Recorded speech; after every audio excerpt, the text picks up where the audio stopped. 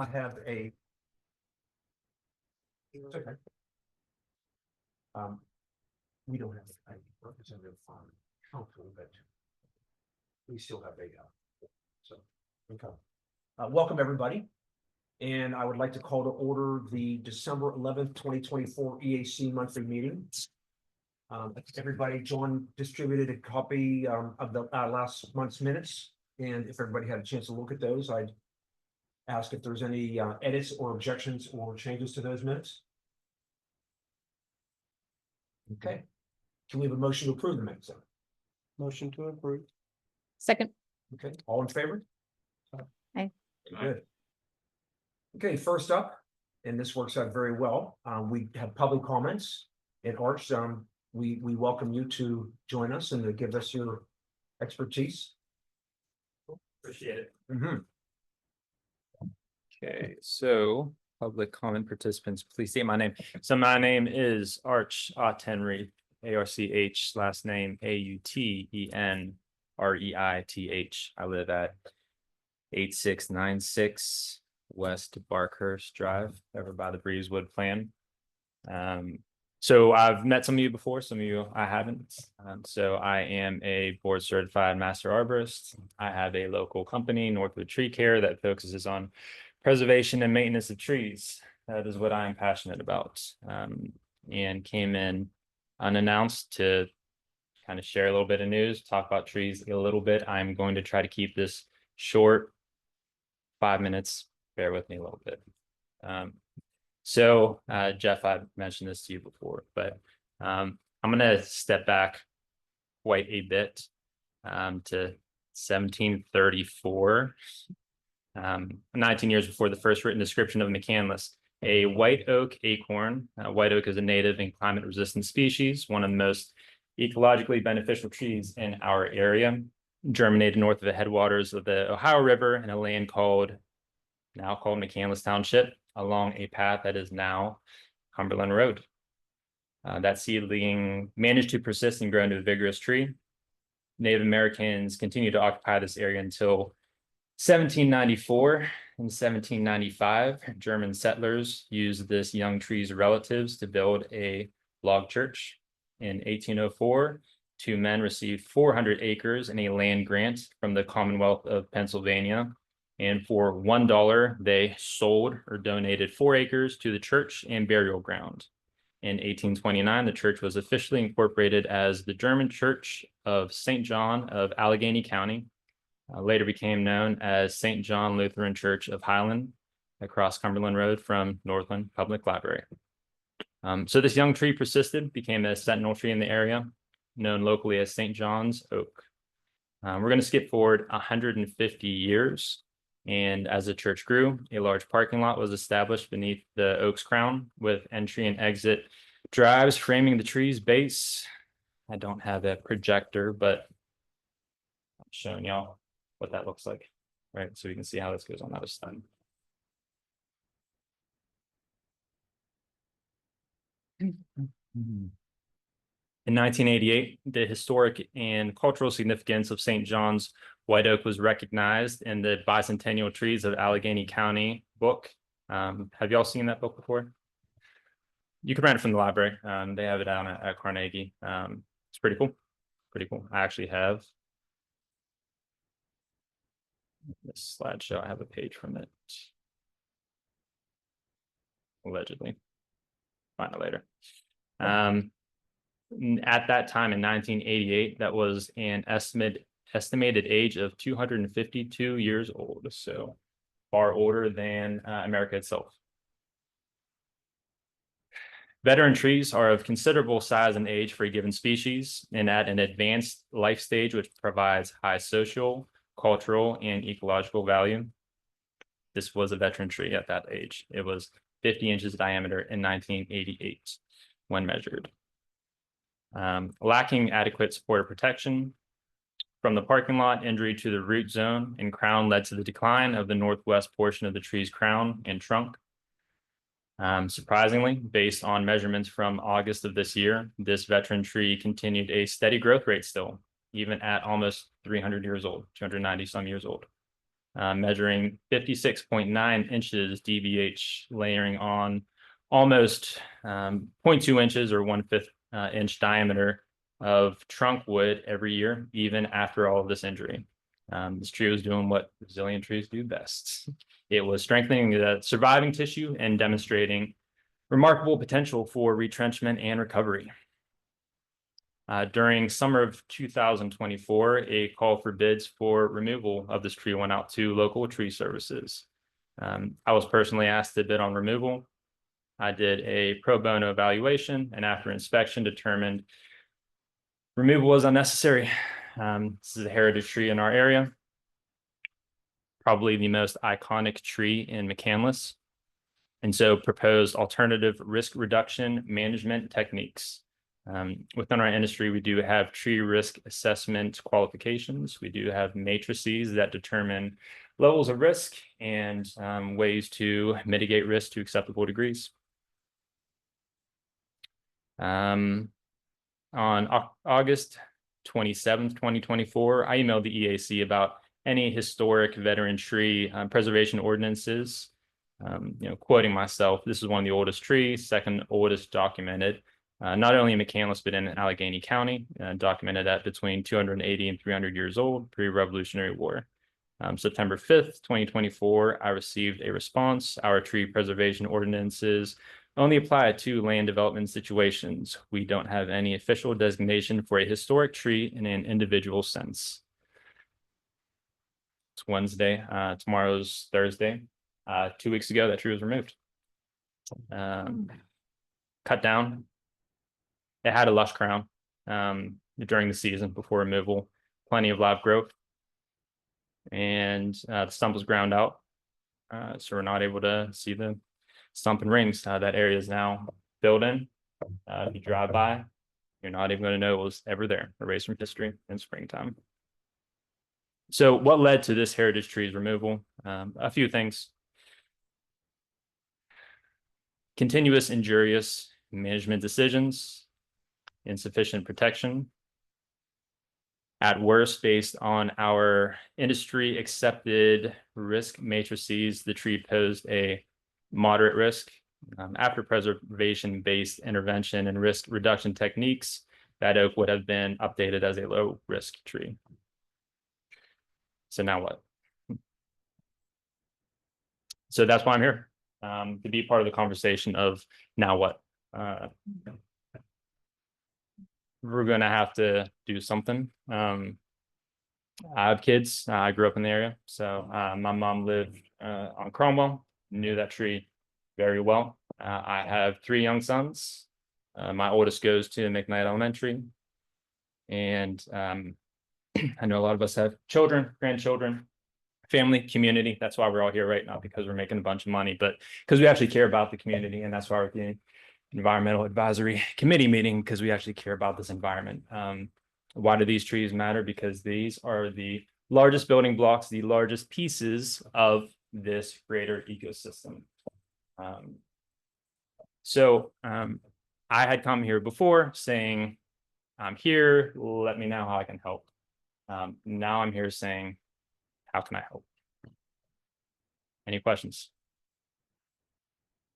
So the response was that it was basically on private property, is that right? Correct. Yeah, and there's no jurisdiction for the municipality for private property. Non-McCandless. Correct. Are there other communities that have preservation societies for something like this, or have purview over what can be removed based on historical value or an ordinance? Absolutely. Yeah. So, and we're involved with some of those. So Swickley, Fox Chapel, those are the ones that already have it ingrained.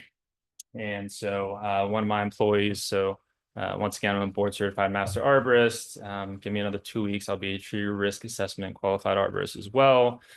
Certified tree climber, Tree Care Industry of America, certified tree care safety professional. I care about what I do, about the quality of work that I do, and surround myself with those people as well. I employ another BCMA who was the Swickley arborist, borough arborist. So we are very familiar with some of these. Now, to be clear, what I don't want to do is come in and beat anyone over the head with ordinances and jurisdictions. But I think I have some ideas. I'm sure you do as well. But I think we could work together as a group to be able to engage in public and inform the public and allow people in our community to help to develop some plans to protect and retain what we have left of our ever diminishing canopy in McCandless. Just a comment, we were talking before the meeting about, you know, the white, you know, the oak wilt disease and stuff like that. And like I've had, you know, my neighbor, we took down a tree there that when I counted the rings, it went back to 1854. And that big one that I told you about getting taken down, I didn't get a chance to count its rings. Yeah. And I'm sure it was at least as old. When people are they don't like the shade in their yard from these big oak trees, and they don't realize that when they're cutting them down, you know, they're a 200-year-old tree. And they don't, you know, don't, I'm where you are, I respect that. Yeah.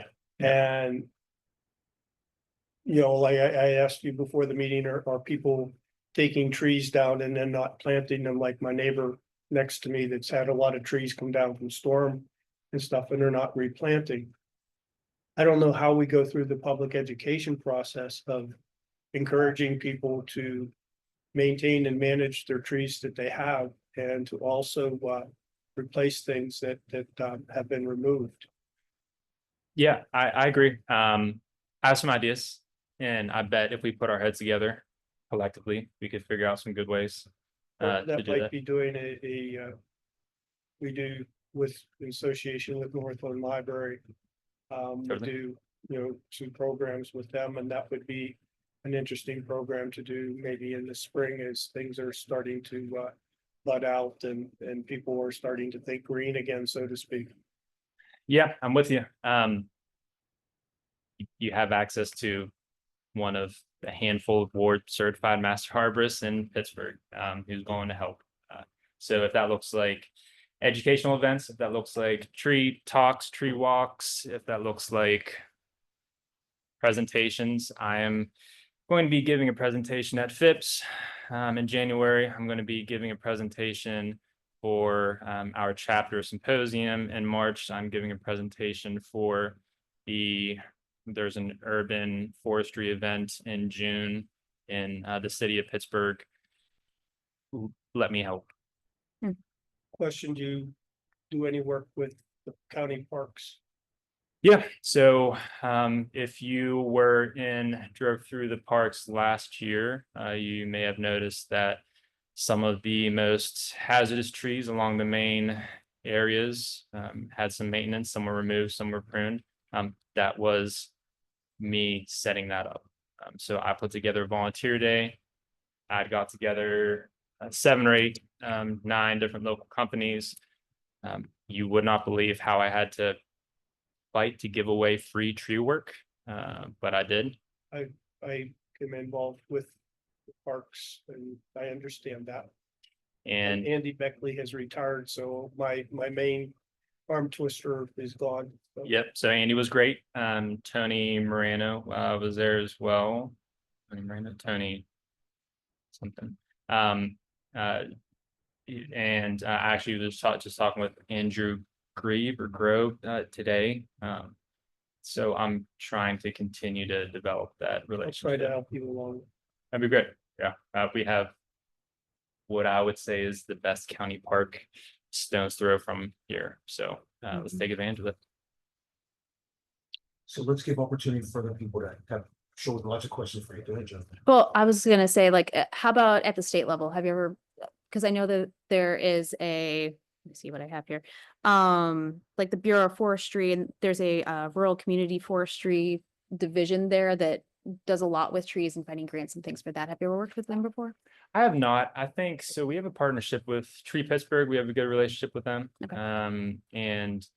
So I think the sort of more state and federal level funding and grants, they have more experience with, Mhm. I would say. But you know, if we are doing this, I have talked with other people within our industry and people want to help. Does that answer your question? Yes, sort of. I was just, I have a Right. contact that might be a really good resource if we want to continue looking in that direction for you. Cool. So. Yep. Anyone else? Do you happen to have a list of the other prominent trees in McCandless? I do. Well, I have a list of the other bicentennial trees in McCandless, which is a good start. There's also a PA big trees list. That's another area of documentation. So I think what we could, I don't want to take up all the time of this. I know you have other things to do, but moving forward, however, I can be part of this conversation and we can move it forward. I have some ideas and I think it would probably start with heritage trees designation. And that is where you start that process of developing preservation ordinances. And if it's already documented, it's going to be a little bit easier to get that ball rolling. Those are my thoughts. Makes a lot of sense. Anyone else? Sure. Cool. Yep. Bernie? Bernie. With your, just real quick with the. Yeah. With these 2-century-old trees and stuff, are most of them on private property or are most of them on public property? A little bit of both. I think probably most of them are on private property. Some of them are on public property. I know with the ordinances in Swickley, general, sometimes they'll have the tree is tall enough to be able to fall into a public area, then it is under that umbrella of ordinance preservation. Understanding that not everyone wants to get told what they can or cannot do with their tree, but oftentimes people are just ill-informed. So Swickley has an ordinance along those lines? Oh, they have a more strict ordinance than Well, this. that gives us something that we can touch base to. Yes, it does. Yep. I saw Bernie. Yeah, I think my question was, how many total bicentennial trees are still in McCandless? That's a good question. Give me a minute. That was actually my thought, is looking at trying to find which ones we have left. Because Let me sort of make this a little bit easier. Yeah. So this is a topic that we're interested in. Cool. This is a topic that I think when we have our conversation into this meeting, is a focus of ours, working with Tree Pittsburgh, reforestation of McCandless's loss of tree canopy. Yeah. Is a big issue, and this would be a part of that, certainly. So we are interested, and Good.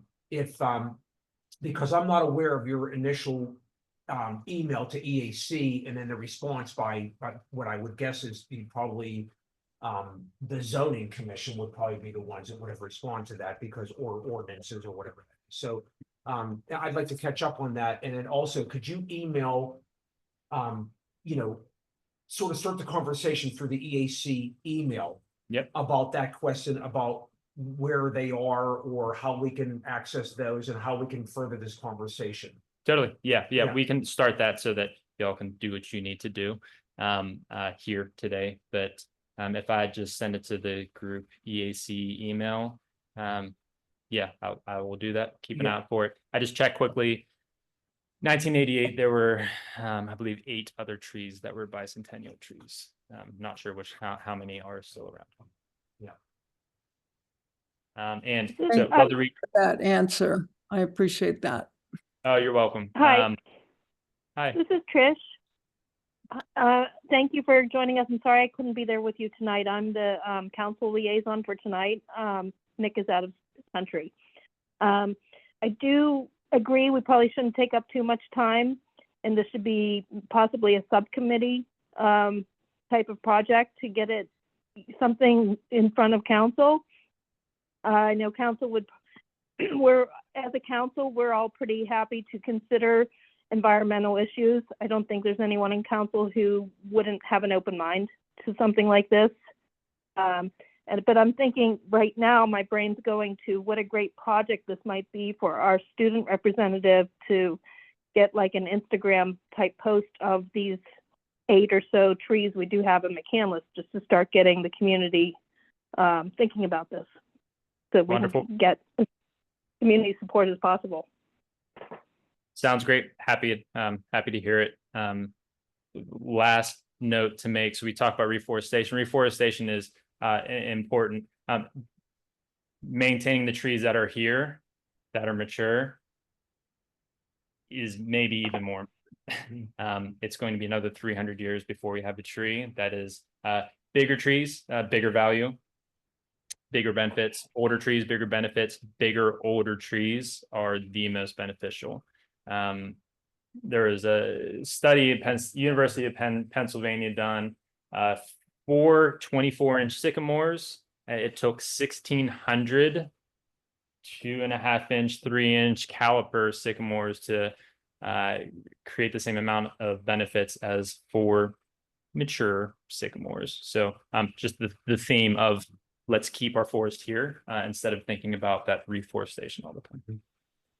Okay, before you go, any other, Matt? Yeah, Arch, I have a question for you real quick. Do you Yeah. know, I'm sure you work with and talk to other tree services and things like that in the area. Is anyone else paying attention to this, or are people just being called up and they're like, yeah, sure, we'll take the tree down for you? Or are they saying, hey, we can try to preserve this, or somebody else can try to preserve this, or hey, this tree is super old, don't do this? Do you know? I do. Yeah, the local company removed it. No, I know this one did, but I'm saying, like, Oh yeah. In general, is there anyone else in the industry that's paying attention to this, or are they all just doing No, what the customer asks? Yeah, no. There are people that also care, that also want to help. Okay. Yeah. I am with. I mean, to assist with answering that, because I've been working on the tree issue most of the year, I have interviewed a handful of arborists, including you, Arch, and I mean, this whole notion of doing the tree assessments to identify risk and teach homeowners what they need to do. I mean, that's a program that many of the certified arborists who live or work in McCandless, who are interested in support, that's been one of the primary programs that seems to be emerging that could be the most useful to privately owned trees, and teaching them what is or is not risky so they don't preemptively take them down. So that is a program that's emerging out of my interviews with those stakeholders. And, I'd love to follow up with Arch on maybe him taking lead on some of these initiatives that have been kind of the outcome of the interviews I've been doing. Well, I guess what I'm curious about, Bernie, is if any of the other companies that people, like when somebody wants to get a tree down, they call a service to come and cut the tree down.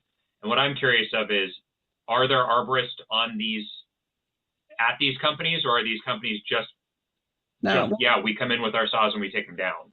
So there are, two kinds of companies, and there are certified arborists, and then there are the ones who just want to, they're not necessarily have trained arborists who can do the assessment, the risk assessment that was described. So I think part of it was, we need to get ahead of it. And by being able to offer either underwritten services or free services by the arborists who could assist with that, so that the companies who are really just there to make a buck cutting down trees, we need to educate the consumer on, their risk profile in their tree canopy on their private property. So that has been a very strong emergent program that probably would be the most useful in the neighborhoods where homes are, and to not lose those big oaks that are sitting in people's yards near their homes, because I know I'm witnessing that in my own neighborhood. So that is a big part of it. So, but no, there are some companies that they're just there to cut trees down. They're not necessarily trained in the same way. I think, that's true. That's the reason I ask, is because getting this message out to everyone in our community is obviously going to be a big challenge. Getting this message out to those, like, it's very possible that there are people at those companies that don't know this either. And maybe that is a place to start as well, so that when somebody gets the call, they have an incentive of some kind to say, hey, have this person come out and take a look. We're not, we don't know how to do this. We're not arborists. You should have an arborist look at this first. right? If there's something that we can do there, maybe, because that's a smaller group of people that we can maybe affect Yes. if they care. Even certified arborists, there are still, just because they're certified arborists, there are still certified arborists and certified arborist owned companies that have done poor management techniques. So we'll talk more about it. My thought is you need like a township arborist who you trust, who's informed, who you can say, hey, this is someone who should, you're within the community, you're able to reach out to touch base and have them look things over to help to develop recommendations or to help inform. But we'll go from there. As I'm not going to take up all your time. I know I'm keep on looking at the clock, thinking about how late everyone's staying, but Yeah, this is important. We don't want to rush you, but believe me, I could talk trees all night. Yeah. So it's all good. I wanted to be a part of getting this. Like it's time. Let's get this ball rolling. okay. Cool. You- I'll email everyone. Perfect. Thank you. Thank you. And I Thanks, assure Archie. you that is John, who is the township communication officer, is on that, and it will get to us. Whatever needs to be passed to us will get to us. I'll make sure I'll follow up on it. Okay, good. Great, Arch. Thank you very Thank you. much. You're welcome.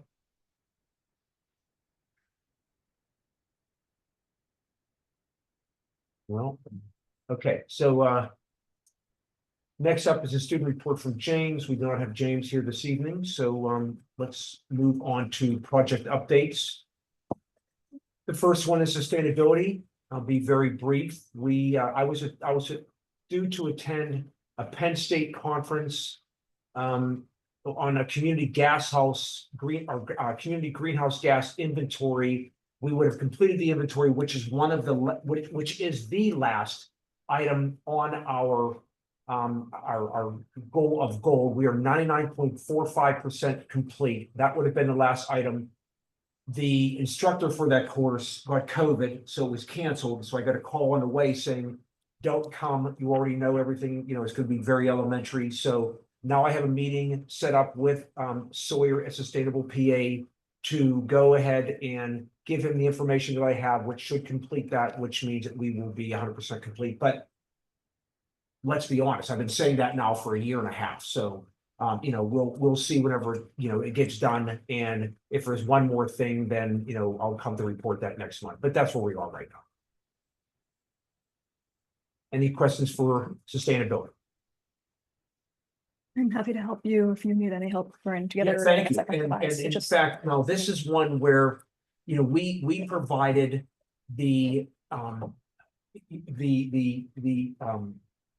gas, I should say, but natural gas and electricity usage for the buildings. Yeah. And we provided for the fleet, the amount of gasoline and so forth for the fleet. What they're looking for now is streetlights, and different things like that. So they want to do a more comprehensive greenhouse gas.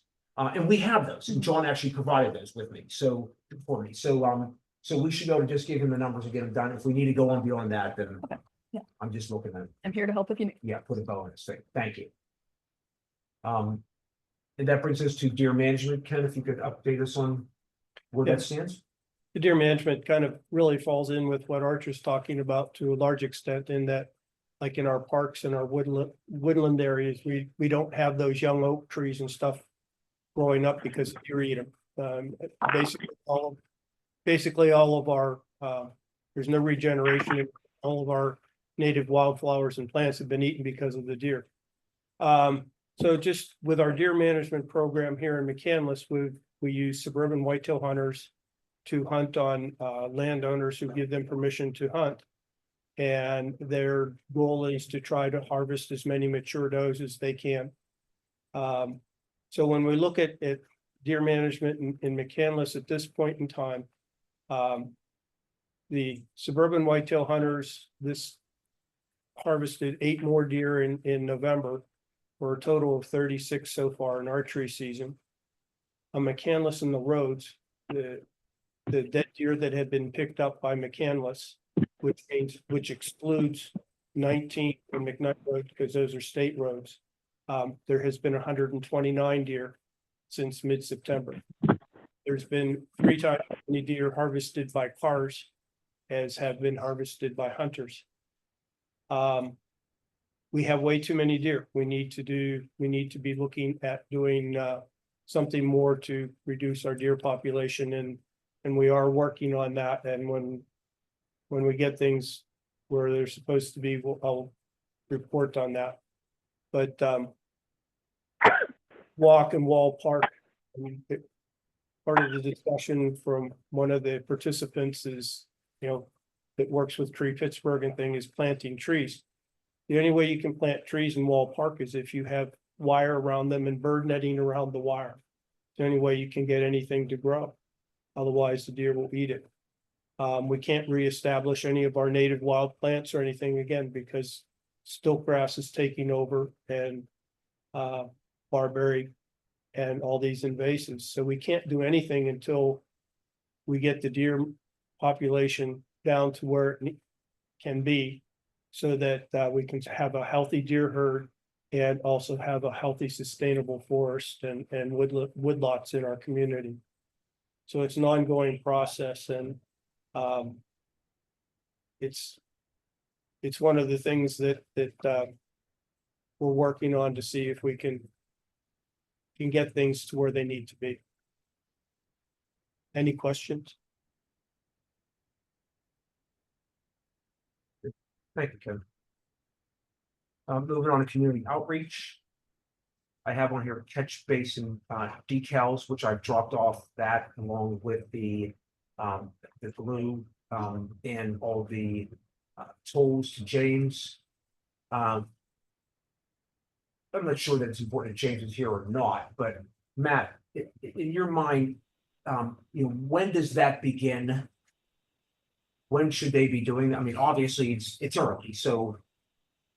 But I mean, is that? I mean, it can be done at any time. Honestly, it's just a matter of weather and things along those lines. So as long as it's not, if we get a couple of warm days, like we did last week, that could have been, or this week, I guess it was earlier this week. There's rain, so probably wouldn't have worked out. But I mean, it's not. There's no particular time that it has to happen, other than weather becomes a factor, right? So as long as there's a couple of good hours and they can get out and do it, that's fine. I know that he was going to be taking that to the Interact Club and to Mrs. Lombardi. So I don't know what the status on that is because I haven't talked to him since you dropped the stuff off. So. Okay, so it can begin at any time. He's going to pull in more people. And we need to just give him good direction. Is there, I noticed there were lists, but some of them were streets that were paved in 2022. So we have a shared document that's on a Google Drive that they have access to. It has the list of streets that are the latest list of streets that we were given, but I think that was at best it was last year. So if there is a new list, we should get that and add those to the document. I know that there are still streets on there that have not been touched. So I know our street was paved probably 3 or 4 years ago, and no one has done anything here.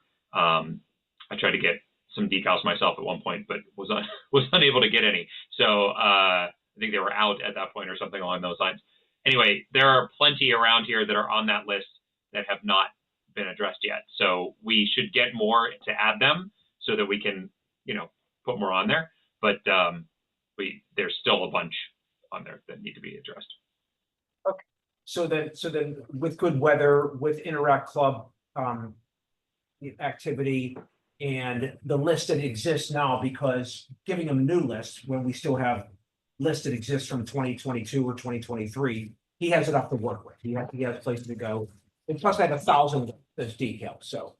Yeah, I mean, I think if we can get a list of streets that were paved this year and add them to this, that is a good thing to do, because I'd like to keep the list relevant and up to date, right? So that we don't have to 2 years from now be like, oh, they finished them all from 2022. Where's the lists from 2023 and 24? And so if we can keep it up to date as we go, I think that's a better option. Okay, great. I will work on getting that list. That should be.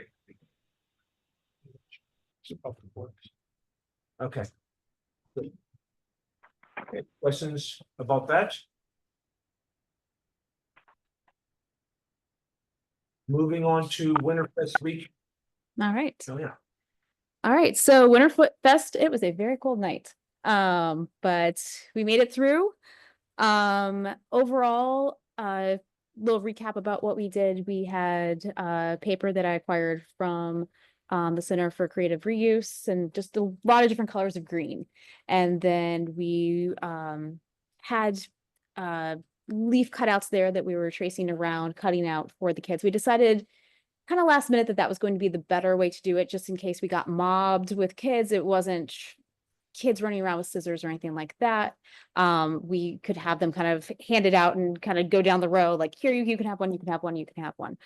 What went really well was that thinking ahead, there was a lot of accessibility features. So we were able to have kids from all ages access the activity and feel like they accomplished something. So for the younger ages, I had a couple pictures that I had printed out ahead of time, had those cut out so they were able to use a glue stick. Kids love glue sticks. And then you go and it's rub, rub, rub, rub, rub, rub, rub, rub, rub, and they could stick it on, pat, pat, pat, pat. And that was good for like a 2-year-old because they need like some kind of interaction there where they feel like they're doing something and they can just like hold that crayon and go to town.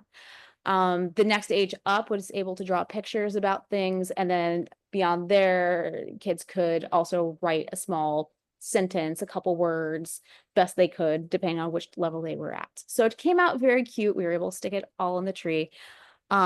What I really liked about it was while I'm there, I'm talking to the kid and having them think through what they care about, how they could help things. Because some of these kids have never really thought about like, well, how could we keep things cleaner? How could we help the environment? And thinking about what matters to them. So for some of them, I'm like, well, what's your favorite animal? And kind of going from there. And I got surprised by some favorite animals there a couple of times. Flamingos, that's a harder one to help around McCandless. But you know, there's things that we can do. Sheep, that was another interesting one. So having them think about what kind of impact as a child that they can have within the community, within their home, and having good conversations also with parents about how to help out different things around McCandless. So from that, there was one parent who was really interested in finding out more about composting and was pushing for more community composting events and what kinds of things could we do in McCandless, you know, if you don't have access to space to have like one of the big composters, well, what else is there out there? And that's a good idea for like when we're looking at some of these educational events. I know even like the Pittsburgh Resource Council, or was it the Pennsylvania Resource Council, has a big composting training that they have where I think you get a composter out of that one. So things to think about for the future. What was really nice about it also, the materials were super easy. It's markers, crayons, you know, things we were able to acquire pretty easily. And a lot of people like the snack. They liked that little idea of the orange at the end. The kids, they found it very accessible. It was something that was familiar. It didn't have the plastic. It didn't it didn't feel like it was too sugary. It kind of had a healthy feel to it. And the parents really liked that idea of like, look, there's no plastic, but it's already wrapped and I could just hand it out. And they really aren't that sticky. I was a little afraid of that one. And they weren't too bad. You could just kind of open it up. And I saw a couple parents sitting there, like making sure their kids were eating the orange. The kids were happy about that. Planning for the future, what we maybe could do better there. I think knowing in advance, like it would have been nice to have some of those things cut out. That was something that definitely took up a lot of time. And when we had the high schoolers there and they were the ones cutting, it was helpful to have them, but I wish some of them could have had a little bit more interaction. And beyond that, it definitely hurt like at the end, like, then what do we do with them? And that was like one of those things where it was seeing all that work and some of those kids really put their heart and soul into it. And then it's like, and yep. And that kind of hurts. So that's one of those things where I think we can plan ahead for next time, maybe have some different ideas, but it was a really good idea. And the other thing is maybe make it more wintry, Christmassy in some way. But we can work on that one for next time, but I think it was a good start and a really good idea. Questions for Joanna? Hey, this is Trish again. Real quick, there's going to be a Winterfest wrap-up meeting tomorrow. I'm not able to attend, but I'm going to drop some lines over to Abby. Just in terms of what the town could have done better, you know, in terms of what your projects were and your aims were, are there any feedback that I could share with Abby for next year?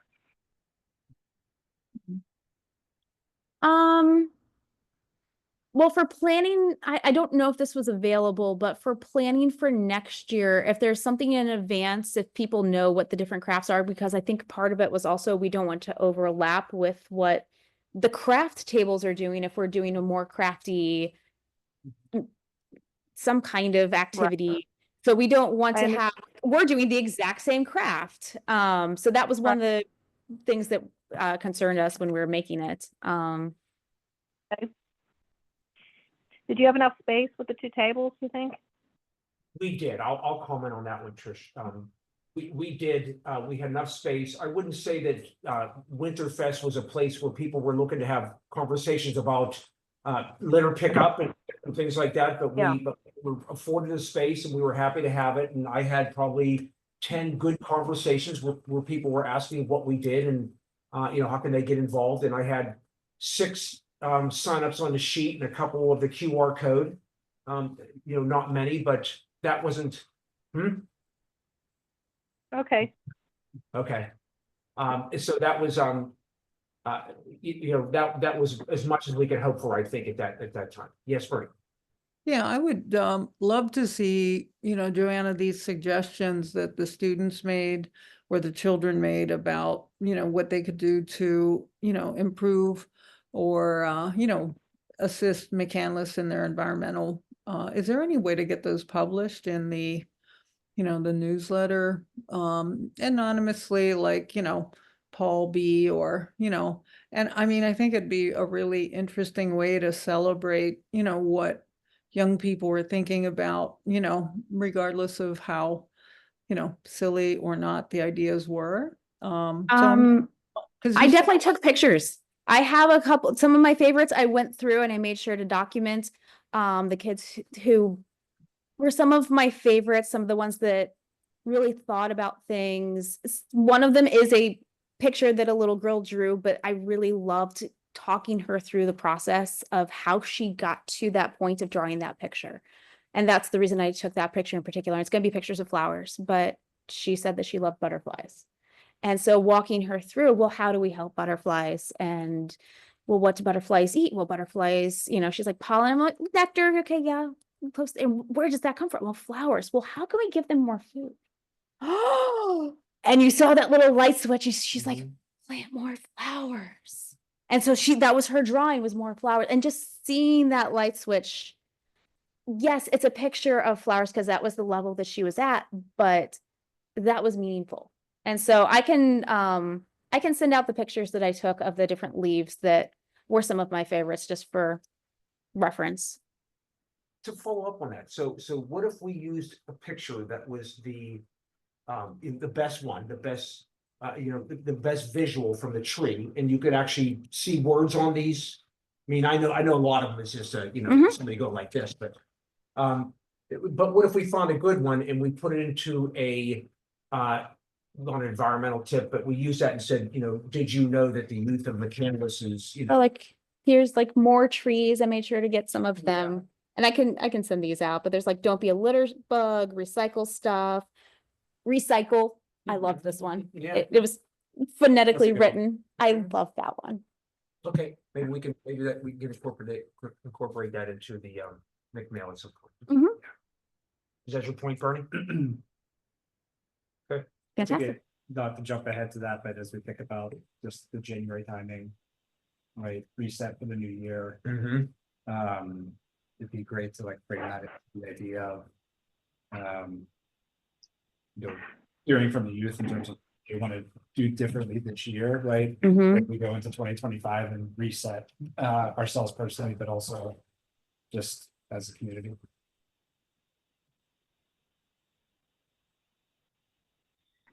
Any other questions? Yeah, Matt.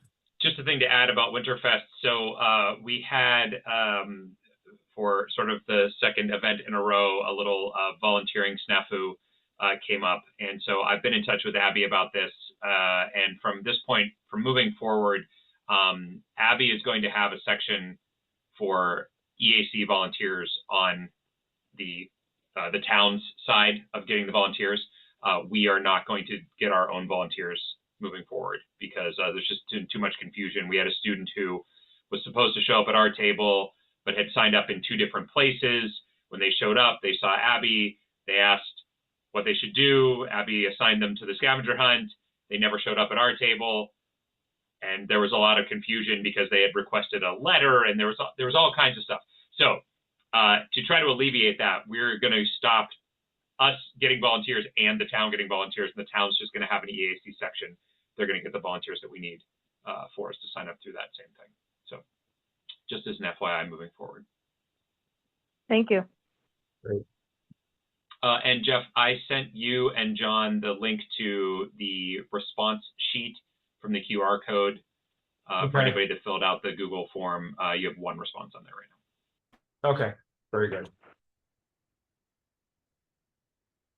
I think the other one was, he was from the Democratic Committee, which he assured me that he would be for the April 12th date, he would be pulling together that committee again. So I think he did it just to appease me. Okay, going to open initiatives. And this is going to be the basis of our conversation tonight. And I'm going to flip this volunteer network. I think will just sort of fit into it. So priorities of committee. You know, what our bylaws say, there's many ways we can do this, and I'll see if I can make some sense of my own thoughts. Advisory committee to help develop and recommend policies and programs to town council to preserve and enhance aspects of the character of the town of McCandless and to address environmental issues in the town. Well, that almost sounds like what we just talked about with ours too. So that's not too far off. Actions or projects of the EAC must be approved by town council before the study or project commences. And that's really the only direction that we have based on the original bylaws. And I looked at other bylaws and I looked at, now this one is a town of Allentown, so the city of Allentown, which is going to be, you know, it's going to be a lot different. It's going to be more like the city of Pittsburgh. And they go on to really talk about the EAC shall advise local governmental agencies, including but not limited to the mayor, the city council, planning, with the protection, conservation, management, education, acquisition, and use of natural resources, including air, land, water, open space resources. And this is not our bylaws, but these are bylaws. There was another town in eastern Pennsylvania where one of the requirements was that they had an environmental scientist on the committee, which we do not have. And I'm only pointing these things out because there is going to be a distinction between what we can accomplish and what we can't accomplish. And then we certainly what we want to accomplish, you know, can we do that? Do we need to change bylaws, whatever that it is? So, you know, basically this one's very in depth based on where the EAC sits in the city of Allentown and what their role is. It's almost, you know, it's a government agency almost. And I look at this and I say, you know, right now we are a tactical committee. We have projects. We've accomplished some projects. We actually, if you look on the back of your minutes or your agenda, a lot of these projects really are, you know, there's some large ones. The tree program, should we go down that route? Recycling outreach can be achieved through McMail and community events. Speaker events, that's not something we're going to do here. Light pollution, we can only educate the community through McMail and social media. Rain gardens, that's boots on the ground with Dawn and Joanna, or however that plays out. We'll get involved in a comprehensive park plan. A lot of these things, and we'll vet solar education. We'll have a speaker, and we'll figure out if it's the right thing for the community and so forth. And sustainability's almost done, but we're really light on projects. So I think it's a good time to look at this and say, do we just think of new projects? Do we focus on, one large one like the tree canopy? And we know we can't do it with this community of 7 or this committee of 7, but does the volunteer network allow us to accomplish, these larger goals? So that's sort of the tactical way I look at this. And then if we look at it strategically, which we do not do, do we want to become part of the municipal government? Do we want to change the bylaws? Do we want to insert ourselves in, in decisions that are made at the municipality level?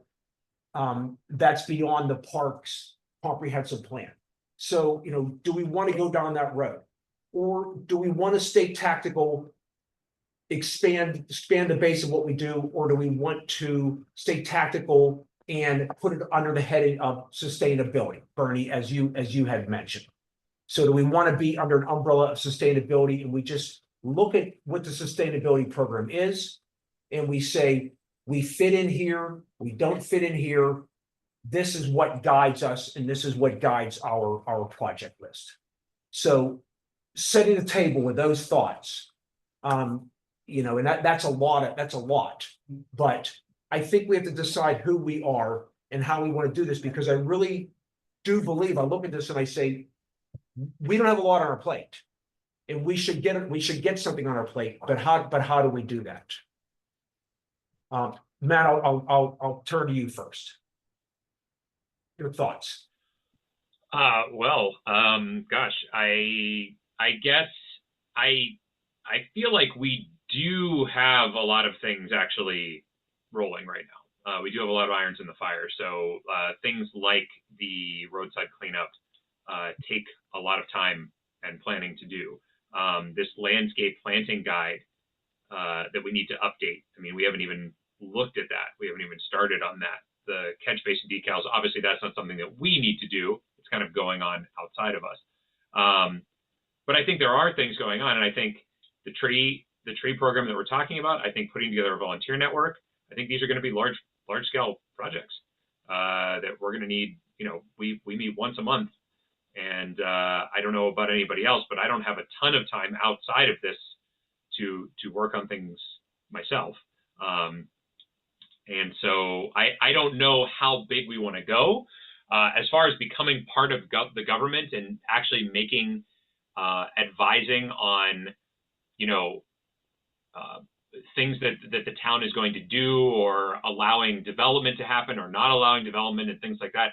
I think that we would need to do a lot more research, spend a lot more time investigating those types of things, and get a lot more data before we could do any kind of advising along those lines. So that would really, I think we would almost need to change the makeup of the group. Not to say that any of us aren't, I'm sure there are some people on this committee that would be excellent at things like that. I am not one of them. I'm not educated in those fields to be able to make those types of decisions or collect that kind of data. But I'm happy to continue to work, getting students more interested and trying to get more programs into the schools about, I think starting with our students and our kids is a great place to go, but we're a little bit limited on what we can do because a lot of North Allegheny schools aren't even in McCandless. And so how do we work with them? And, what does that look like? I don't know. So I think that there are ways to take what we're doing right now and expand them.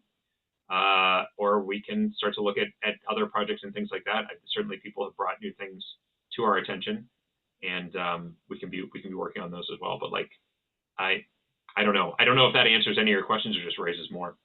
Oh, no, it does. It does. It definitely does, because and I'll let other people speak, but I'm not looking, we don't have the bandwidth or the experience to be part of a planning process or insert ourselves into, be a quasi-governmental arm. So, I think that's a non-starter, but, I'm interested to hear how other people think, and I'm sort of throwing everything out there to make sure that, we're thinking of this thing holistically. So, Ken, what are your thoughts? Well, one, our mandating things is not determined so much by us as by what council has determined our areas of responsibility. The planning guide needs we need to update that and work on that. There's a grant that's out there that because of change of administration and stuff, that some things haven't moved forward. And part of that is going to be more comprehensive look at our parks, and as we move forward with that, putting trails in the parks, presuming we get the deer management issue somewhat more under control, we're going to be having an awful lot of opportunities for youth and other people of removing invasives and planting new stuff and all of that. Establishing trails and all of that. There's tons of things to go along in that area, but we are have to kind of wait to see what goes on with a committee that's going to be formed from this grant. At least that's my last understanding of it. So I'm not sure. I can't say much more than that. But I think the tree program combining that in with our planting guide and really working on education and doing programs, getting children involved in some of it, planting oak tree, little, like kind of stuffed tree Pittsburgh does of planting and growing it and planting it. All those are kinds of things that we can get involved in, but I get stymied a lot because of we need to see where that grant money goes and how we're going to go there. And also my ongoing thing is with the deer. It's just, there's just so much that if we're just spinning wheels if we're trying to go in and plant and all of that. Yeah. And so I want to see more public interaction and establishing like stewards for the different parks and doing the education there and all of that. I have a wealth of knowledge that I can help pass on. But we just don't have the ability to do that at this time. Good. So like Matt said, when you read that list off, I personally do see this as a lot on our plate. Okay. We are a small committee. There's a lot happening. And that being said, 3 of us are still relatively new in the scheme of things. And so we're just starting to get the ball rolling. I really think for 2025, one of the big things that we could do and should do is improve the communication with the community. When you go to our website right now, it's very limited in the resources that we provide. We have all this wealth of information and we have all of these ideas, but we aren't giving it to the public yet. And it would really be great if we can work on improving that website as one resource in addition to all of the work with the students and outreach with the community through parks and everything else. But that is something we've talked about this a little bit already. That was a big surprise coming in and seeing we had this information in SharePoint, some of it, not all of it, but really starting to compile the resources that we do have and the information that we do have, and then going from there as we share the information and tell the stories about what we are here for and get more people involved. So that would be, in my opinion, one of the big goals for 2025. And I do think also, you had mentioned that sustainability piece. I do think telling that story of how we get to gold, and then you'll be able to see how a lot of this does fit into there. So sort of telling the story in the sense of sustainability, it might just naturally happen that way as we reach that big milestone. Thank you.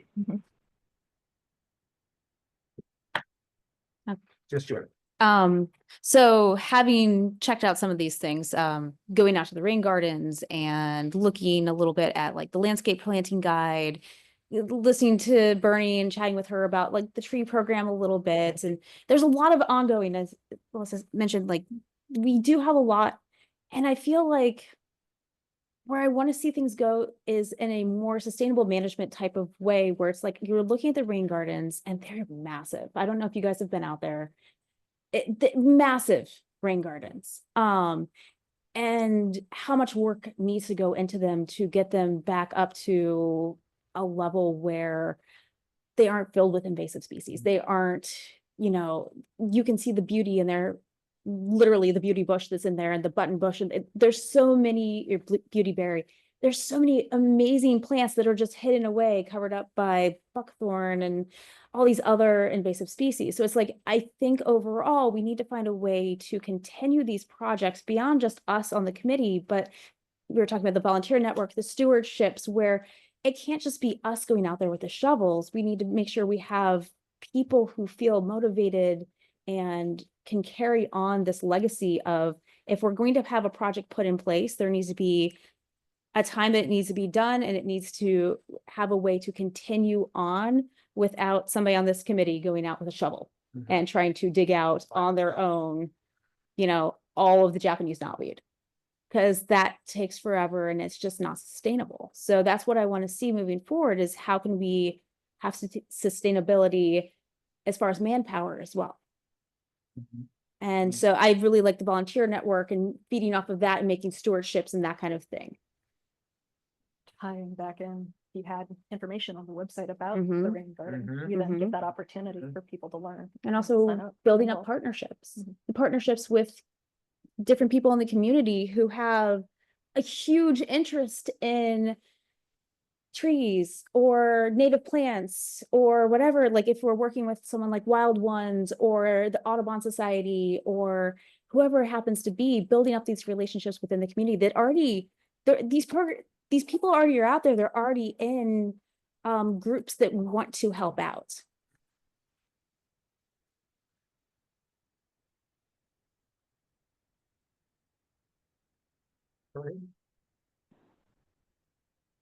Bernie or Mark?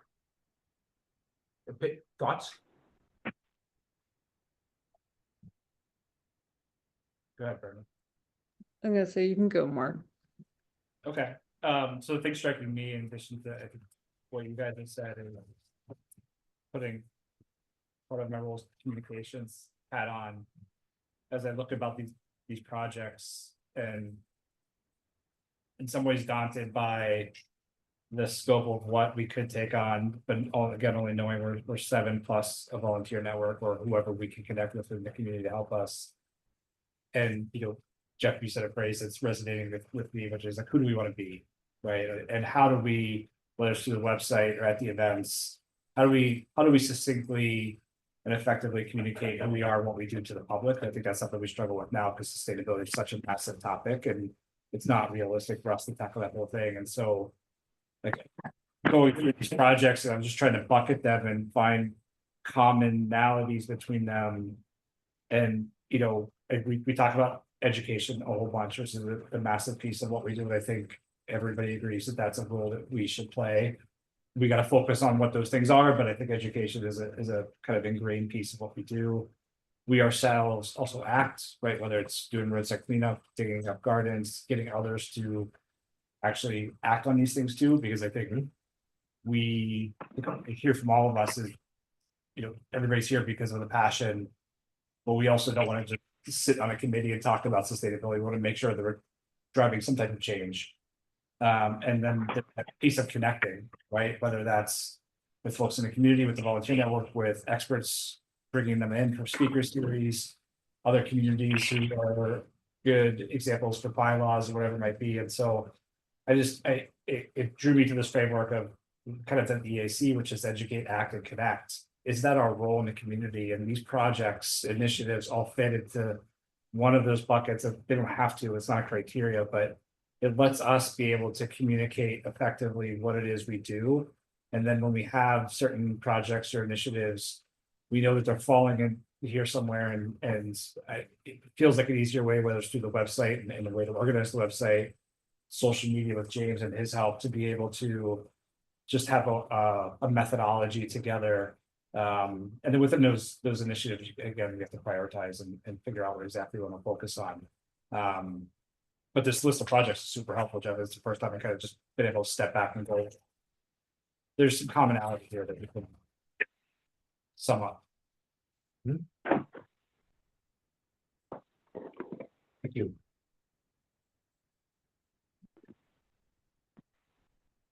Bernie? I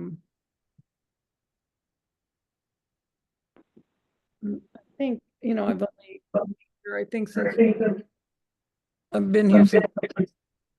I'm getting to you.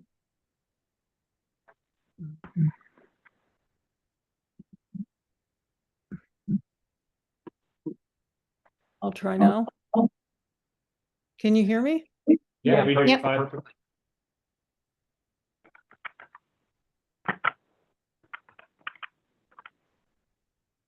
I think, Trish, do you want to say something? I'll just very briefly, I think this is a big agenda for the year already. I don't think much needs to be added, and I do agree completely. The comprehensive park plan, council's still not sure how that's going to look yet. But I do, they are just planning and making recommendations. They're not going to be the people out there doing the work.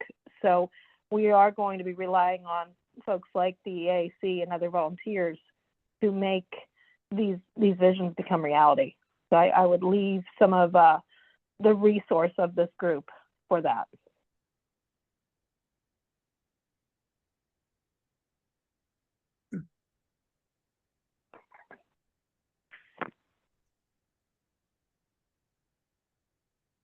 Any other thoughts? That's all I have for now.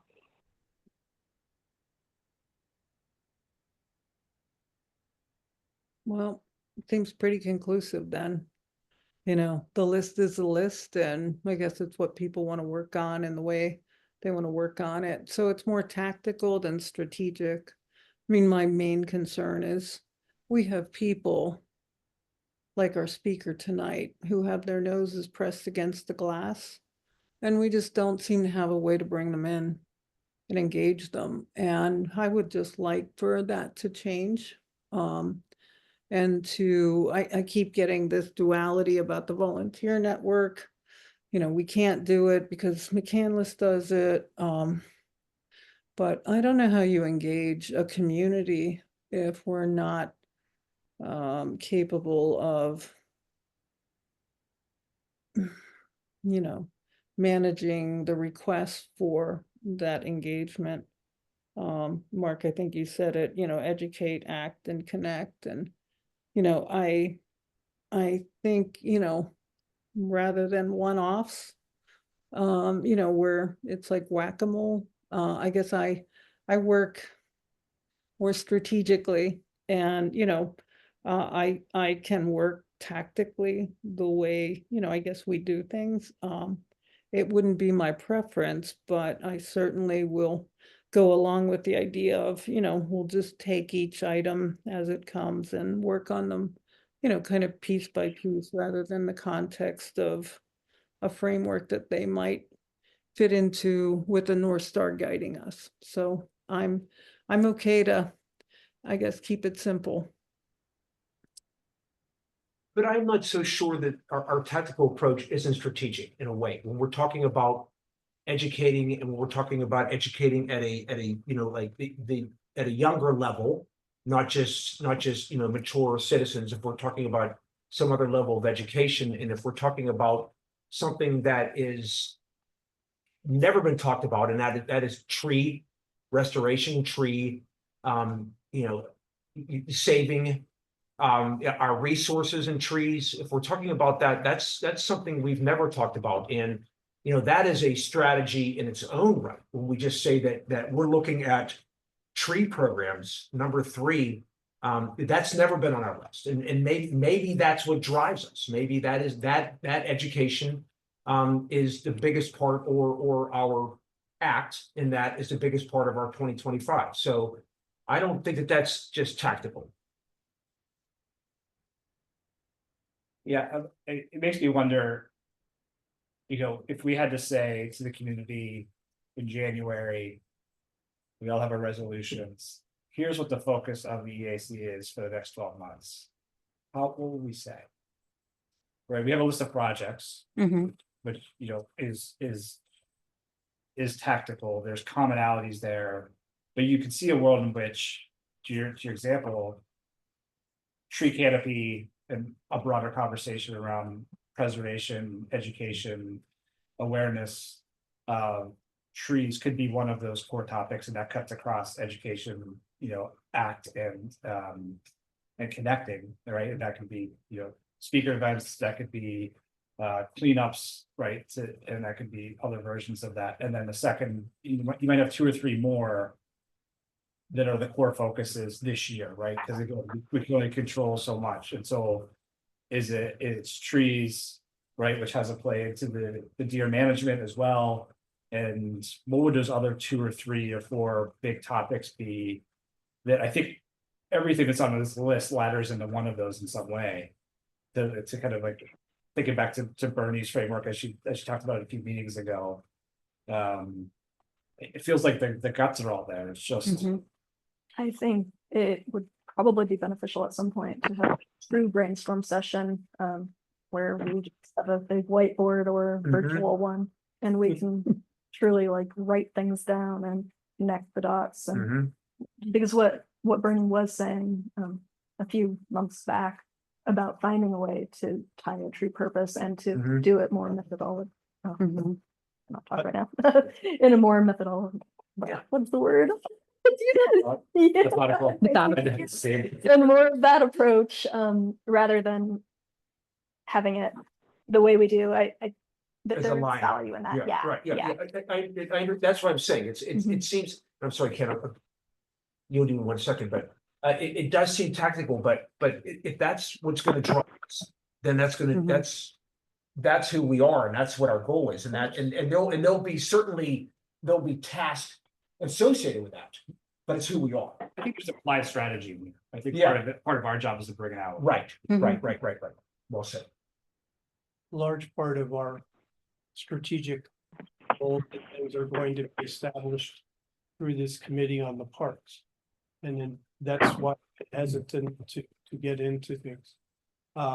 Because that's really going to be guiding us on where the township wants to go and what our part is in that.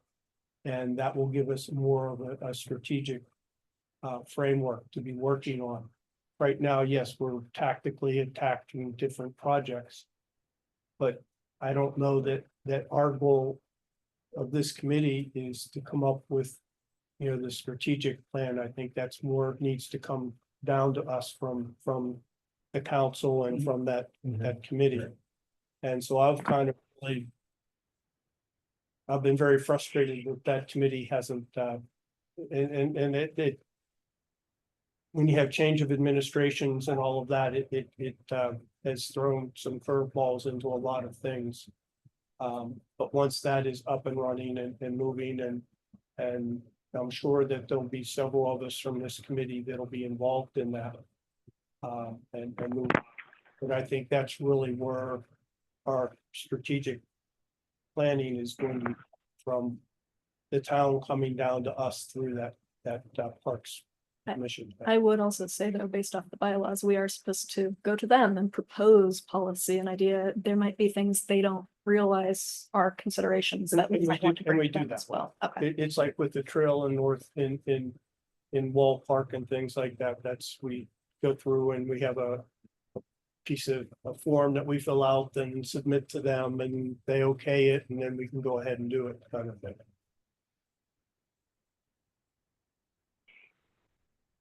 We don't have that much paperwork. Well. Yes, If you would have, so this is a committee. You have subcommittees, we do not. or you involved in? We had one subcommittee and that was on litter. And I mean, I don't really know. I don't know the backstory on how it was created and how it was disbanded. Trish, you may know, but. I was not part of the AC when there was a subcommittee on litter. That's from my personal experience. I've been on the board of directors for something else. Yeah. I do want to say, if you're looking, for what I'm hearing is there's a little bit of not quite full agreement on whether we're looking at the small pictures or a big picture.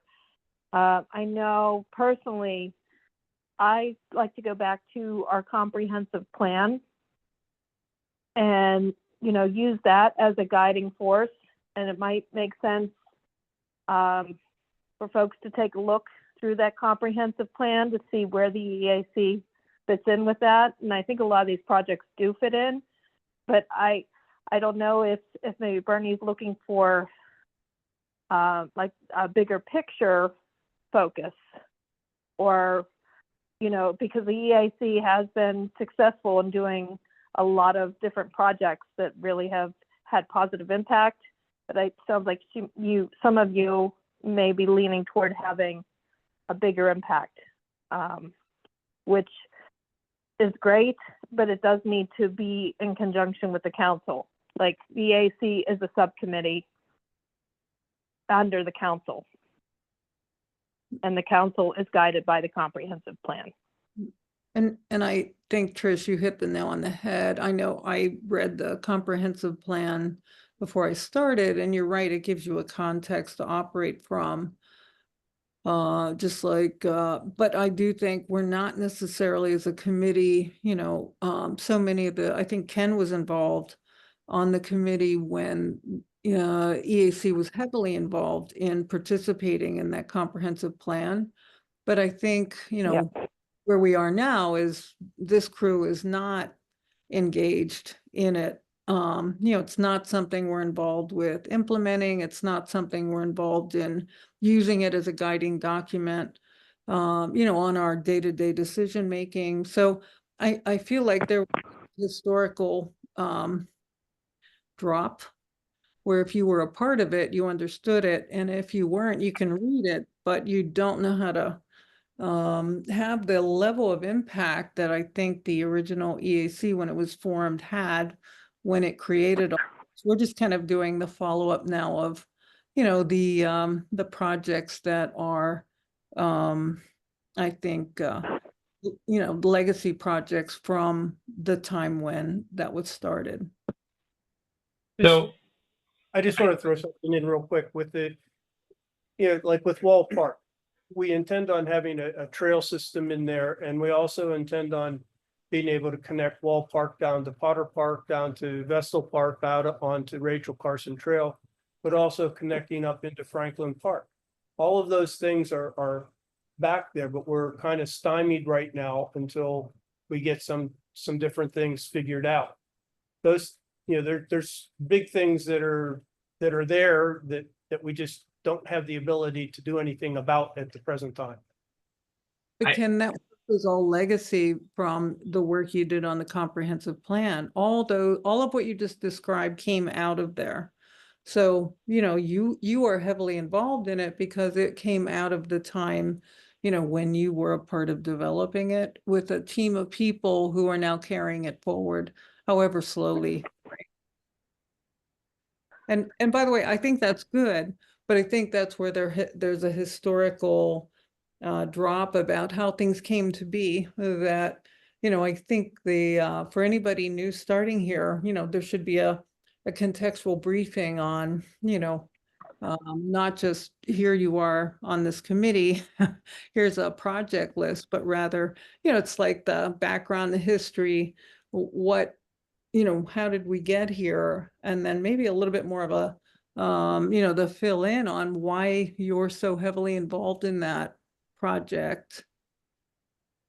And is it useful for other members of the committee to also involve, with you for a succession plan on that as well?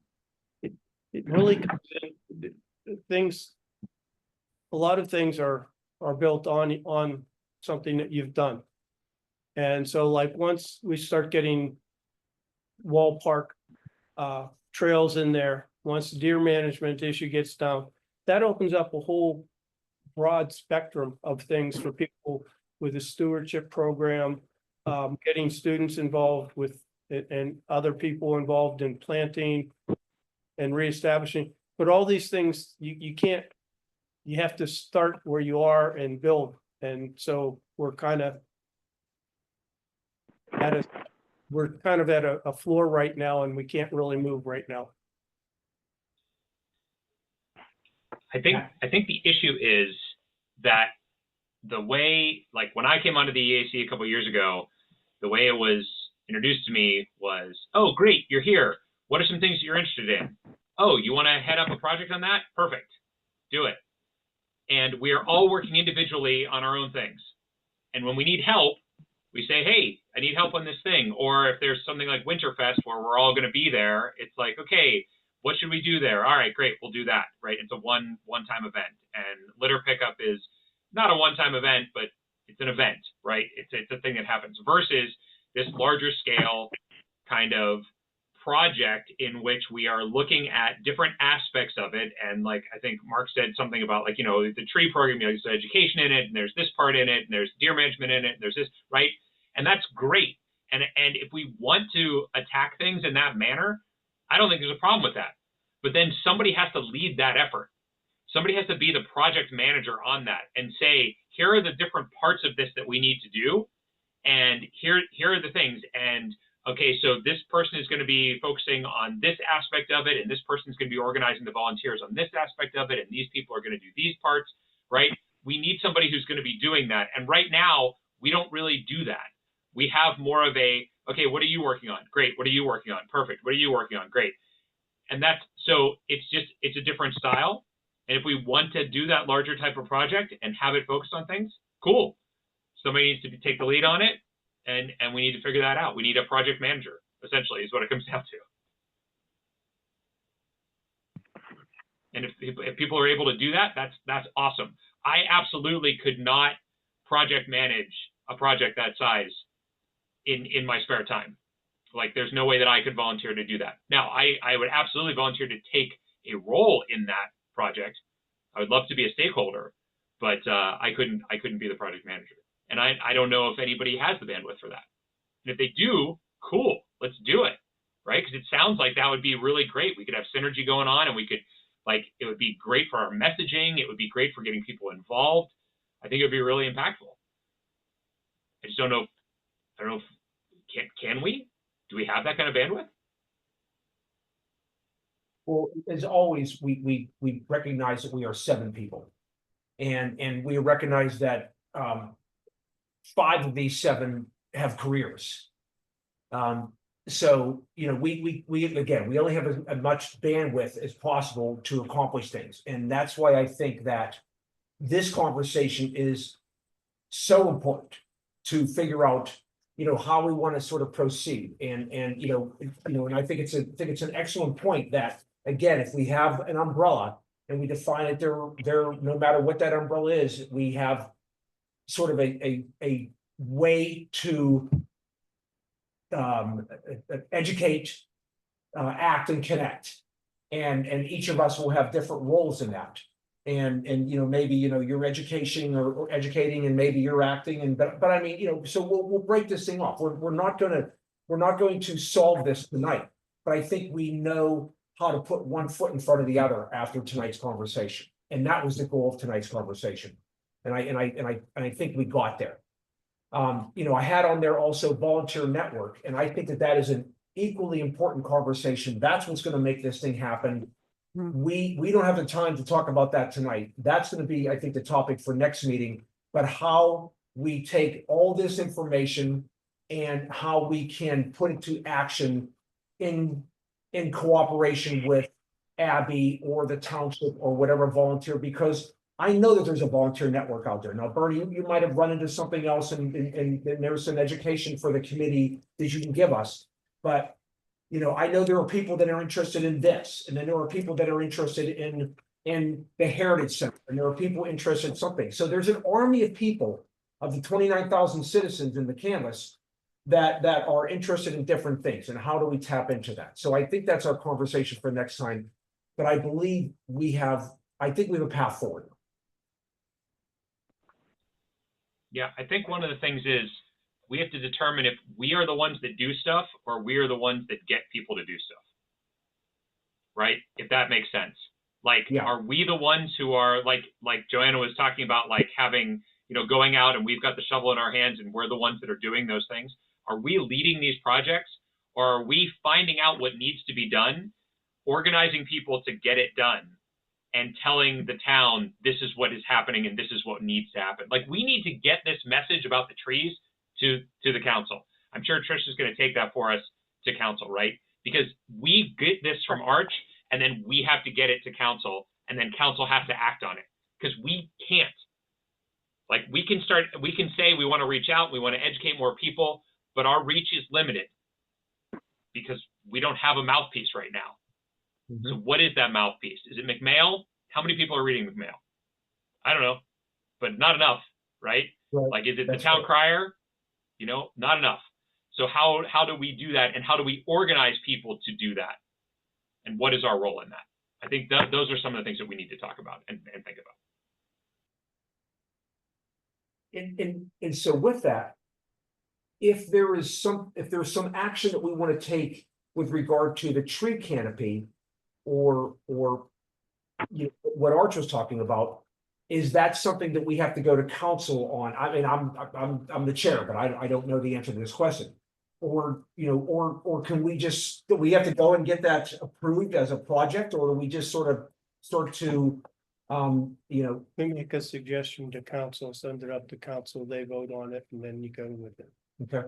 All right. Yeah, I see no issue with, you know, making a educational awareness type program, but I know some of these other communities, Bradford Woods, Wickley, et cetera, have actual ordinances, and that's an entirely different thing that has to be written by our town attorneys, et cetera, and be brought up for public hearings and everything at council.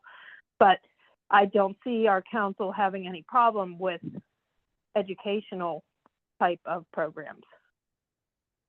But you know, requiring people, I think what our speaker at the beginning of the night was hoping for, you know, in a great, if everything would go well kind of world, there would be a requirement that every tree gets evaluated for its age and its ability to continue living in a healthy life.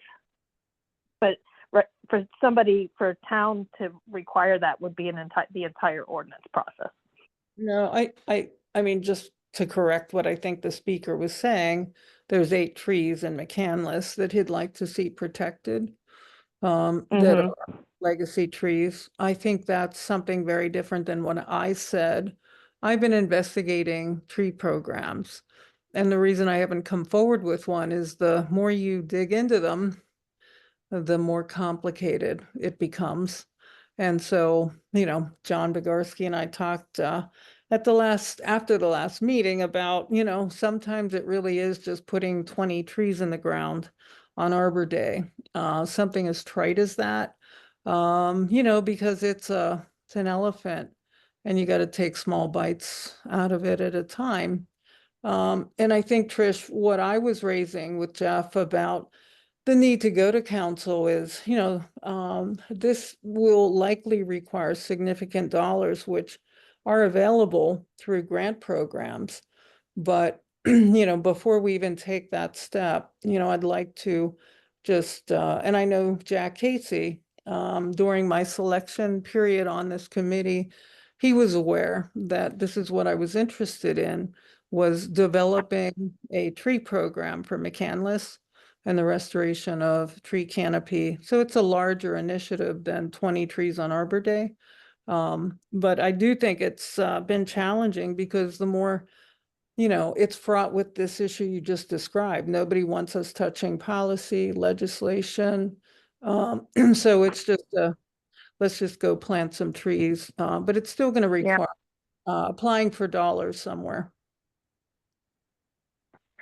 Right, and that's the one thing, if I was going to add to the list, I don't have it in front of me, is, you know, the town is always actively seeking the big grants, the big, you know, what we get from the state from, you know, Dr. Venkat and Senator Williams and so forth.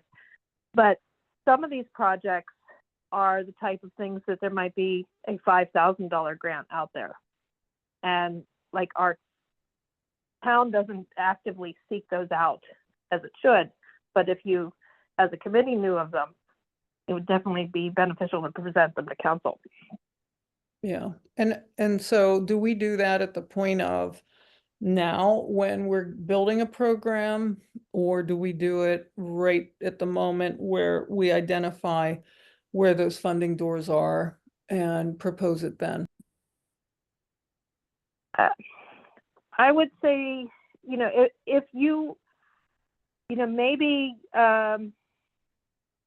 you know, you continue to do all the things on the list, but then maybe say the year 2025 is the year where we're taking care of our trees. You know, maybe you have a theme for the year where, you know, a subcommittee would say, here's what we hope to do. We'd like to, the budget for this may be approximately X to X, and we are going to be seeking these grants. And ask council to approve it. I don't see, if you're bringing grant money in, any reason why council would not approve it. All right, great. Thank you. As I can tell you, like, our council is pretty open-minded, but usually the only no's come when it means spending town dollars.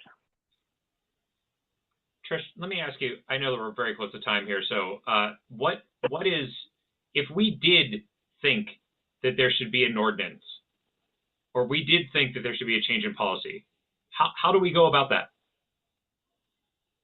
We'd have to start talking with council.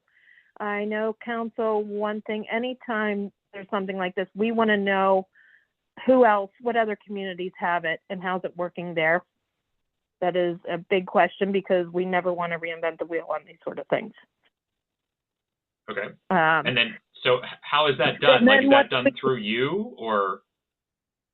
Once we, you know, what we sometimes will do is say, are we willing to explore this? And it doesn't become a vote, but it becomes a head nod vote, we call it, which means, okay, we're willing to look into this, would be the first step.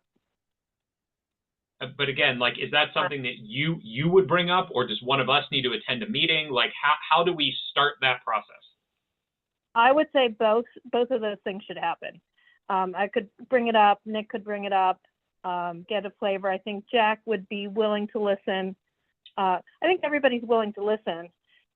It's just, they're going to say, how are we going to enforce it? How can you tell people what to do with trees on their own land, is what they're going to say. So we need to have an answer for that. And if the questions were brought up, I know, like, Bradford Woods has something like, you're only allowed to take down a certain amount of trees unless an insurance company, or it's stated that it is an unhealthy tree. So you're always able to take down an unhealthy tree, which is a concern. So, like, those sort of things, like, I would probably first step, see what other people are doing. And Bernie, you may have already started on this, looking what other municipalities have in place, that, you know, that you could come, and I could ask that you get put onto the agenda as saying, hey, we would like you to consider this sort of ordinance that these other communities have. It would get put on the agenda. Then at council, we would give it a head nod vote of, should we move forward looking into this or not? And that's, we usually do that head nod vote before we, you know, bring in our town attorneys, because we're not going to bring them in with the expense of that unless all the council is agreeing to move forward. All right. Yeah. Well, Jeff, I'd like to suggest that as a committee next month, we discuss and decide whether we would like to take this forward as far as protecting either these particular bicentennial trees or any trees over a certain age, and whether or not we want to take that to council. I'd like to do a vote on that next month, so that we have time to think about it. One of the things I'm taking away from this conversation as well is, you know, Matt kind of asked the question, what's our role in this? And it feels like to me, it's to basically deliver to council a recommendation that is as well backed in terms of research and examples elsewhere that we can do to tee it up so it's as council ready, so to speak, for review as possible. That's what we've done in the past. Okay. Yes, that's that project form that we submit, that we have encapsulated what we want, what we would like to do. And then we forward that to council, council approves that we can then go for, you know, like that's what we did with the planning guide, with planting guide and so forth. Which I think is a very achievable role we can play. And I would ask Art if he has model legislation from Bradford Woods or Swickley, or I think you mentioned Fox Chapel. I know there's a gentleman from Penn State I interviewed in the first couple of months of the year. He has model legislation. I think Oakmont has one for street trees. I mean, I've looked into a dozen of them, but I certainly was waved off and told that would not be the best place for me to start with a tree program. So that wasn't where I was going to start. But Arch, if it's important to you and, you know, you can bring that, you know, to the committee for discussion next week or next month, you know, I think that would be great. Just for a little bit of history. We looked at this a number of years ago and looked at a number of communities have shade tree commissions and things like that, and we didn't think that was appropriate for McCandless. What we came up with was going towards the planting guide. So that we didn't have people planting red oak trees underneath the power lines like they did over McCandless Crossings. And so forth. And that's really where we went with it. Because we didn't want to get into being having an over excessive amount of control over what people were doing. I think that's reasonable. I think that that's a good reason for us to discuss it next month and decide how we want to move forward. I think it's worth reevaluating at this point, since that was a number of years ago. I can't imagine who would put a red oak under a power line. Arch, you don't know anybody that would do that residentially, do you? I've never seen it before in my life. I just had him come out and do some work for me. So.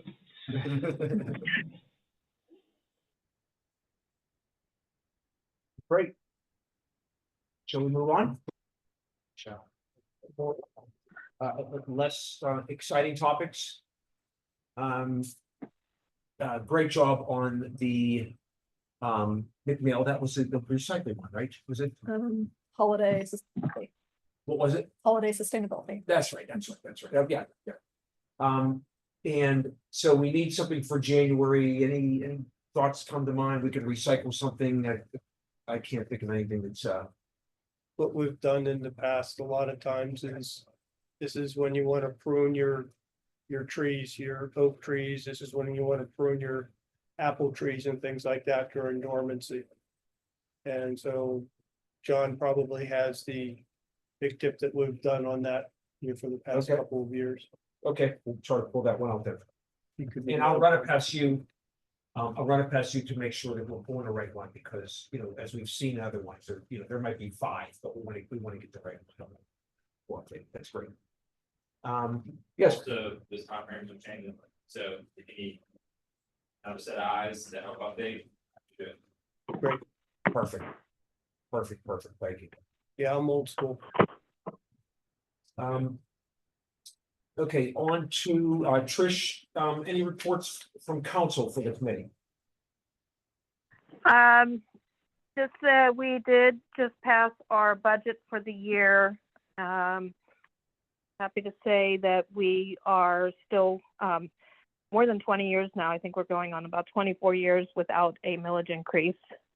Getting tougher and tougher and tougher. And so just so you know too, there is, we are looking at the MS4 regulations the state puts out. We're waiting. And from what I understand, it may be at least a year before the updated regulations are out. But as of now, we are currently up to date on everything we need to be. Okay, and again, the billboard variance was voted down, is that correct? Yes, it was voted down by our zoning hearing board. We don't know if they are going to pursue it and move up, but right now, it was turned down legally in my mind, and the fact that another billboard was allowed, nobody wanted it, but by letter of the law, they have to be allowed. So hopefully they won't have recourse to say that McCandless is just blanketing, like refusing them at all.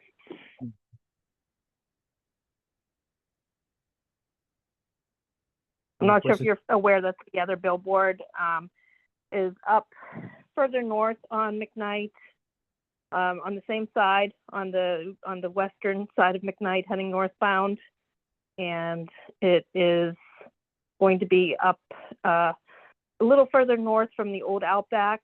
There's a building that has a Berkshire Hathaway office and a physician's office and some other things. It's just going to be beyond there, a little further north of that parking lot. So as you start heading up the hill, Pardon? So you I'm start- sorry. when you start heading up the hill, Right. toward the flats. Yes. Right past Van So Castle. there's like a stretch of wooded, like a wooded area before it gets to that clover leaf where the newer townhomes are. So Right. Trish, you're saying one was approved and one was not. Correct. Right. And then they came back and changed the appeal on the one that was not and made it a new appeal. Hard to explain. So their first appeal, they wanted to have essentially a two-faced billboard, so that like it would be at a very small angle. And then that was not approved. So then they came back a second time with a single. So it was like, you know, if you had like one piece of paper, it would just have a front and back. The one they originally had would have been two pieces of paper with fronts at a slight angle. But they changed that, came back with the flat, like the single surface, and it would still be shining on both sides, but that was turned down.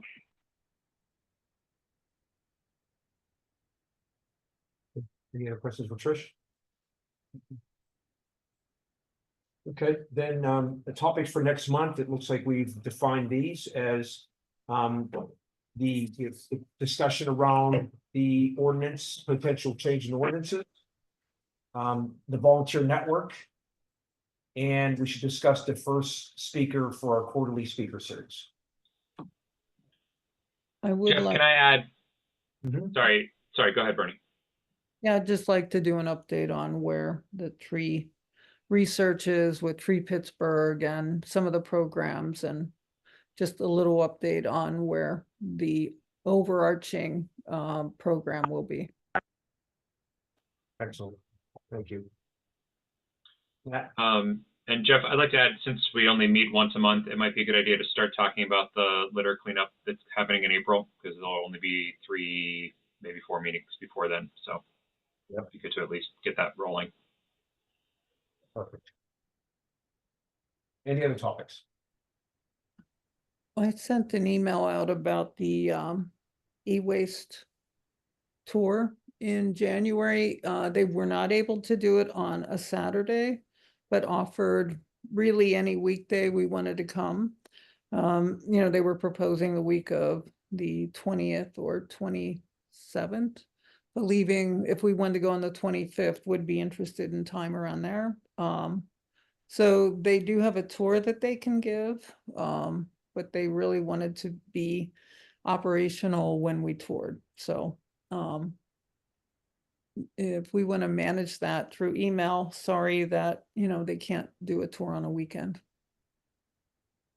Okay, and so everybody, everybody got that email, we should just all respond to our interest. If we can do it, if we can't do it, I can still do it, so. We'll see if we get, 2 or 3 people, then we can move forward with it. So we'll all respond to your email. Sounds good. Any other topics for next one? Okay. All right, with that, then I'd like to make a motion to adjourn. Yes. Okay, we have a motion. And Is it tomorrow yet? I'll second. Okay, Aye. good. And all in favor? Aye. Aye. Aye. All right. Thanks, everybody. Have a good night. Okay, thank you. guys. Joanna.